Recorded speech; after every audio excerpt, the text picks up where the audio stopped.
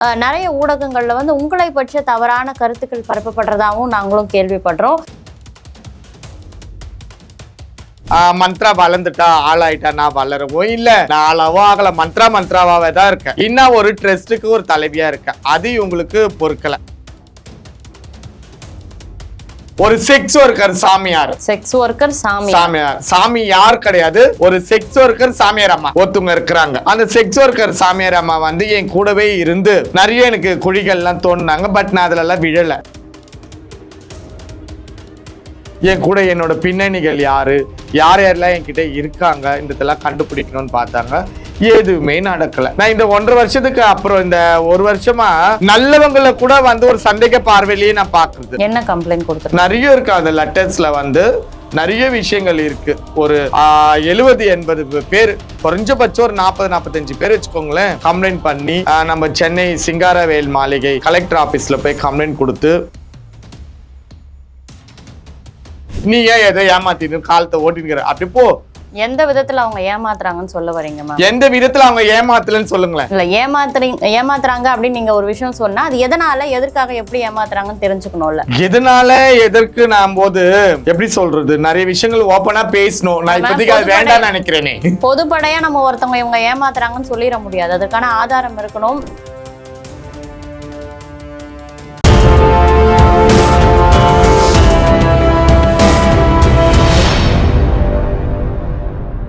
இப்போ நீங்க இந்த 1 வருஷத்துல எவ்வளவு பிரச்சனைகளை கடந்து வந்திருக்கீங்க அப்படின்றத பத்தி விரிவா சொன்னீங்க.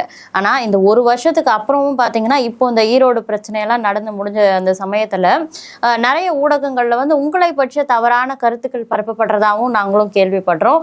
எதற்காக உங்கள் மீதான அந்த எதிர் விமர்சனங்கள் வைக்கப்படுது? அதற்கு பின்னாடி இருக்கக்கூடிய காரணங்கள் என்ன மேம்? உங்களுடைய பதிலடி. என்னோட வளர்ச்சி தான் காரணம். அதாவது இந்த 1 இயர்ல மந்த்ரா வளர்ந்துட்டா ஆளாயிட்டா நான் வளரவோ இல்ல, நான் ஆளாவோ ஆகல, மந்த்ராவாவே தான் இருக்கேன். இன்னும் ஒரு ட்ரஸ்டுக்கு ஒரு தலைவியா இருக்கேன். அது இவங்களுக்கு பொறுக்கல. இதுதான் விஷயம். இந்த 1 மாசமா இந்த ஈரோடு பிரச்சனைகள்லாம் முடிஞ்சது இல்லைங்களா, அது அவங்களுக்குள்ள பேசி சுமூகமா போயிட்டாங்க. நம்மளுக்கு அது தேவையில்லாத விஷயம். தமிழ்நாடு தலைவலியே எனக்கு வேண்டாம், அது நம்மளுக்கு தேவையில்லாத விஷயம். பட் ஆனா சென்னையில ஒரு நம்பிக்கை துரோகி ஒண்ணுக்குது. ஒரு செக்ஸ் ஒர்க்கர் சாமியார். செக்ஸ் ஒர்க்கர் சாமியார். சாமி யார் கிடையாது, ஒரு செக்ஸ் ஒர்க்கர் சாமியார் அம்மா ஒருத்தவங்க இருக்கிறாங்க. அந்த செக்ஸ் ஒர்க்கர் சாமியார் அம்மா என் கூடவே இருந்து நிறைய எனக்கு குழிகள்லாம் தோணுனாங்க. பட் நான் அதுல எல்லாம் விழல. ஏன்னா நான் மந்த்ரா இல்லையா, நான் விழல, நான் தப்பிச்சிட்டேன். பட் அப்போ அவங்களோட தோல்வியை சந்திச்சு வேற வழி இல்லாம எங்கிருந்து வந்தாங்களோ அங்கேயே திருப்பி போய் விழுந்துட்டாங்க. ஏன்னா என்கிட்ட ஜெயிக்க முடியல. அவங்களுக்கு மந்த்ராவை குழிக்குள்ள தள்ள வேண்டிய அவசியம், நிர்பந்தம் என்ன இருக்கு மேம்? அதாவது நிறைய விஷயங்கள் இப்ப நான் பேசியிருக்கேன் பாருங்க. முன்னாஜி, வெள்ளை, பானு, இவங்க எல்லாம் இருக்கிறாங்க இல்லையா, இவங்களோட கூட்டாளி. ஓகேவா? அவங்க இருக்குது அனைத்துமே வட சென்னை, நான் இருக்குது தென் சென்னை. அப்போ இங்க தென் சென்னையில வட சென்னையில எக்கச்சக்க திருநங்கைகள். அப்ப அங்க எந்த ஒரு விஷயமா இருந்தாலும் அந்த நாயக்கங்களே எனக்கு சொல்லிடுவாங்க. மற்றவங்களாம் கூட எதுக்கு சொல்லலாம், அந்த 21 பேர்ல சில இதெல்லாம் இருக்காங்க, எனக்கு சொல்லிடுவாங்க. அப்ப இங்க தென் சென்னையில இருந்து எந்த ஒரு தகவலுமே அந்த சைடு போகல. அப்ப இதை எப்படிங்க அவ என்ன பண்றா, அவ கூட யார் யாரு இருக்காங்க, இவ யாரெல்லாம் வச்சு இதெல்லாம் பண்ணிட்டு இருக்கான்னு கண்டுபிடிக்கணும்னா எப்படி கண்டுபிடிக்க முடியும் சொல்லுங்க? யாரோ ஒருத்தர் அந்த சைட்ல இருந்து இந்த சைடு என்கிட்ட எனக்கிட்ட உண்மைக்கு பாத்திரமா என்கிட்ட நடந்துகிட்டால் மட்டுமே தானே நான் என்னோட ரகசியங்கள்லாம் அவங்களாண்ட சொல்ல முடியும். நிச்சயமா. கரெக்டுங்களா? அப்படி ஏவப்பட்ட ஒரு ஆளு தான் அந்த செக்ஸ் ஒர்க்கர் சாமியார் அம்மா. அந்த ஆனா திரும்பவும் அந்த நாயக்குங்க அந்த 21 பேர் ஒரு முட்டாள் வேலை பண்ணியிருக்காங்க. அந்த வேலைக்கு தகுதியானவங்க இந்த அம்மா கிடையாது அப்படின்ட்டு தான் அவங்க புரிஞ்சுக்கல. இவங்கள அமைச்சாங்க. இவங்க வந்தாங்க, பேசினாங்க, இருந்தாங்க, ஆவுன்ட்டு எவ்வளவுலாம் என்கிட்ட இருந்து வாயை பிடுங்கி என் கூட என்னோட பின்னணிகள் யாரு, யாரெல்லாம் என்கிட்ட இருக்காங்க இதெல்லாம் கண்டுபிடிக்கணும்னு பார்த்தாங்க. எதுவுமே நடக்கல. நான் இந்த 1.5 வருஷத்துக்கு அப்புறம் இந்த 1 வருஷமா நல்லவங்களை கூட ஒரு சந்தேக பார்வையிலேயே நான் பாக்குறது. நேரில் நல்லா சிரிப்பேன், ஜாலியா பேசுவேன். ஆனா உள்ளுக்குள்ள எனக்கு ஒரு சந்தேக பார்வை இருந்துகிட்டே இருக்கும். நான் அந்த இடத்த விட்டு நகர்றேன்னா கூட என் கண்ணை கழட்டி தூக்கி போட்டு வந்துருவேன். அது எல்லாத்தையும் பார்த்துட்டு ஒட்டிக்கும், சொல்லிடும், இது நடந்துச்சுடி, இப்படி ஆச்சுடி, இப்படின்னு சொல்லிடும். அந்த மாதிரி நான் இருந்தேன். புரியுதுங்களா? நெருப்பா மட்டும் இல்லை, நெருப்பு மலையாவே இருந்தேன். அப்படி இருக்கும்போது இவங்க வந்த விஷயம் எதுவுமே நடக்கல. அப்போ இவங்களோட தோல்வியை வந்து கௌரவமா ஒத்துக்கிட்டு வந்த இடத்துக்கு போயிட்டாங்க. அதுக்குள்ள சும்மா போல, சில ஏழரைக்கெல்லாம் வச்சு தான் போனாங்க. அதையும் நான் பேஸ் பண்ணிட்டு தான் இருக்கேன். சரிங்களா? இப்போ இவங்க என்ன யோசிக்கிறாங்க, ஏதாச்சும் ஒண்ணு இவளை பண்ணணும், எப்படியாவது இவளை காக்கணும் கொல்லணும்ட்டு. நீ என்ன பண்ணாலும், நீ எப்படி யோசிச்சாலும் நீ எதுவும் என்ன கவுக்க முடியாது. ஏன்னா நான் 1 வருஷத்துக்கு முன்னாடியே திருந்திட்டேன். இந்த 1 வருஷமா நான் நிறைய பேசிட்டேன். மந்த்ராவும் நல்லவ கிடையாது, உத்தமி கிடையாது. இன்னார் கூட இருந்து நானும் சில தவறுகள்லாம் பண்ணியிருக்கேன். இன்னைக்கு நான் திருந்தி வாழ்றேன். ஏன் தவறுகளை நான் உணர்ந்து தெய்வத்துக்கு பயந்து வாழ்க்கை வாழ்றேன். சரியா? இப்போ நான் யாரும் ஊரை ஏமாத்தல. இப்போ நீங்க வந்து சொல்றீங்க, நான் திருந்திட்டேன், முன்னாடி இருந்த மந்த்ரா இப்போ இல்ல, நான் சில தவறுகளை திருத்திக்கிட்டேன் அப்படின்னு சொல்றீங்க. அதே மாதிரி அவர்களும் வந்து அவங்களுடைய தவறை திருத்தி இப்ப வாழலாம்ல. அவங்கள வந்து அவங்களுடைய பாஸ்டை குறிப்பிட்டு அடையாளம் காட்டி பேசுறது ஏன் மேம்? அதாவதுமா, மந்த்ரா வந்து முன்னாடி தவறு செஞ்சேன், இன்னைக்கு நான் திருந்திட்டேன்றது எல்லாருக்குமே தெரியும். எல்லாருக்குமே தெரியும். திருநங்கை மக்களுக்கும் தெரியும், ஆண் பெண் எல்லாருக்குமே தெரியும், திருநம்பிக்கைகளுக்குமே தெரியும். நான் பேசக்கூடிய ஒவ்வொரு சேனல்ல உட்கார்ந்து இருக்கிறீங்களே உங்கள மாதிரி ஆங்கர், அவங்க முதல் கொண்டு எல்லாருக்குமே தெரியும். கரெக்டுங்களா? திருந்திட்டேன்றதுக்கு இதுதான். நான் வேற என்ன பண்ண முடியும்? அக்னிலியா இறங்கி நான் திருந்திட்டேன்னு காட்ட முடியும்? அதெல்லாம் முடியாது. சோ இதுதான் விஷயம். நீ என்ன பண்ணிட்டு இருக்க? இன்னைக்கும் அன்னைக்கு திருநங்கைகளை ஏமாத்தின, இன்னைக்கு ஊர் மக்களை ஏமாத்திட்டு இருக்க. ஏமா இவ்வளவு எதுக்கு செல்லும்? அவங்க திருந்திட்டேனாக்கா, அவங்க திருந்தி உண்மையாவே வாழ்றனாக்கா ஒரு ஊரே கம்ப்ளைண்ட் கொடுக்குமா? என்ன கம்ப்ளைண்ட் கொடுத்து? நிறைய இருக்கு. அந்த லெட்டர்ஸ்ல வந்து நிறைய விஷயங்கள் இருக்கு. ஒரு 70-80 பேர், குறைஞ்சபட்சம் ஒரு 40-45 பேர் வச்சுக்கோங்களேன், கம்ப்ளைண்ட் பண்ணி நம்ம சென்னை சிங்காரவேல் மாளிகை கலெக்டர் ஆஃபீஸ்ல போய் கம்ப்ளைண்ட் கொடுத்து, அந்த ஊர் எம்எல்ஏ வீட்டில், கவுன்சிலர் வீட்டில எல்லாம் கம்ப்ளைண்ட் வந்து, ஒரு ஊரே உனக்கு அகைன்ஸ்டா இருக்குன்னா நீ யாரு? இல்ல மேம், எது பேசினாலும் நம்ம வந்து ஆதாரபூர்வமா தான் பேசுவோம். இதற்கான ஆதாரங்கள்லாம் உங்களுக்கு? இதற்கான ஆதாரங்கள் என்கிட்ட இருக்கு.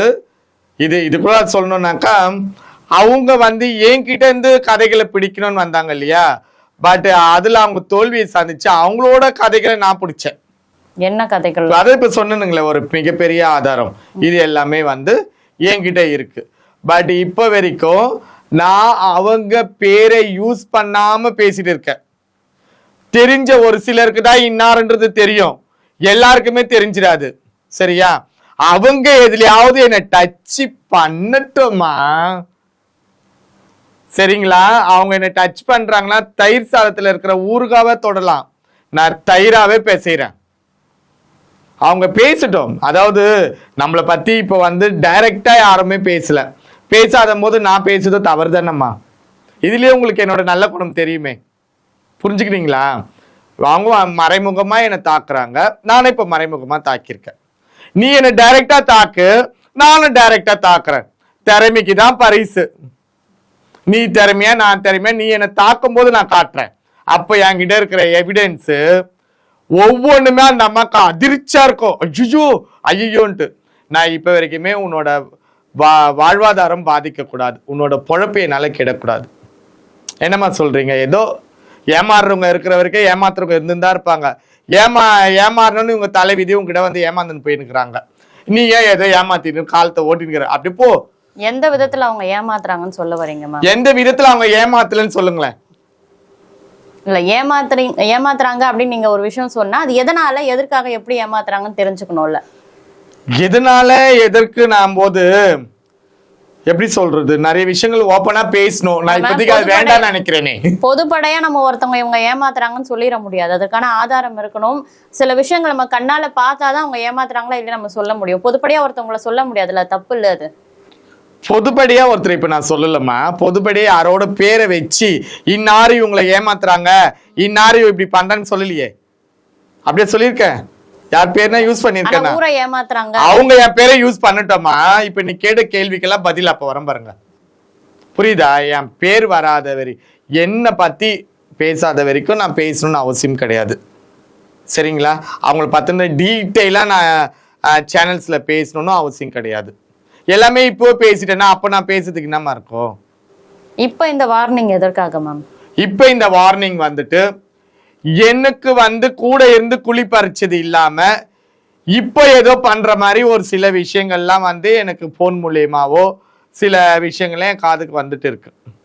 ஸோ ஒருத்தர் சொல்றாங்களேன்றதுக்கோசம் நான் அதெல்லாம் உண்மையா இருக்கோ அப்படின்னு அவசரப்படுற ஆளு இந்த மந்த்ரா கிடையாது. அது தீர விசாரிப்பேன், அது உண்மையா பொய்யான்றதை பார்ப்பேன். அவங்க சொன்னதுக்கு ஆதாரங்கள் எவிடன்ஸ் என் கைக்கு வந்த பிறகுதான் நான் அந்த விஷயத்த கையில எடுப்பேன். சரிங்களா? இப்போ வரைக்கும் எனக்கு ஃபோன் கால்ஸ் மூலயமா வாட்ஸ்அப் மூலயமா தான் சொல்லிட்டு இருக்காங்க. இது உண்மைன்னு எனக்கு என்னைக்கு தெரியுதோ அன்னைக்கு என் கையில இருக்கக்கூடிய ஆதாரங்களெல்லாம் நான் போட்டு உடைப்பேன். அதனால உன்னோட என்ன சொல்றது, நீ ஏமாத்திட்டு இருக்க பாரு ஊரை, அதுவே செதறிடும். ஆமா, மக்கள் அப்படியே சிதற வைப்பாங்க. அன்னைக்கு காட்டுறேன், நீங்க என் கூட இருந்த அந்த 6 monthல தன்னை அறியாமலே எவ்வளவு செயல்கள் என் கிட்ட ஒளிருக்க, தொலைச்சிருக்கிற, கொட்டிருக்க. இன்னைக்கு யாரை தூக்கி நீ தலையில வச்சுன்னு பேசுறியா, அவங்கள பத்தி நீ என்கிட்ட எவ்வளவு சொல்லி இருக்கிற, எவ்வளவு விஷயங்கள் அதெல்லாம் ரெக்கார்டோட என்கிட்ட இருக்கு. சரிங்களா? அதெல்லாம் இப்போ காட்டிட்டேன்னா அப்போ சீக்ரெட் இருக்காது.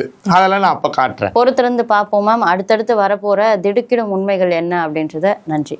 நன்றி.